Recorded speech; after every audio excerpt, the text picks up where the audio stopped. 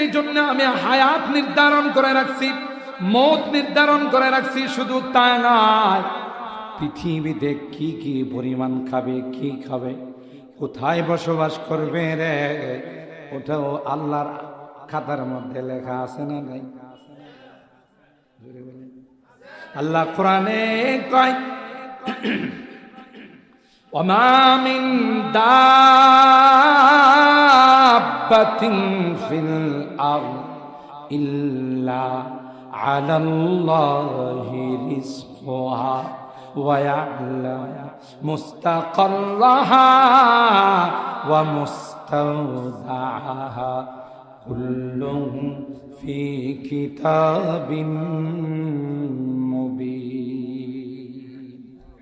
আমি আপনি দুনিয়াতে আসা 50,000 বছর পূর্বে আমি আপনি কি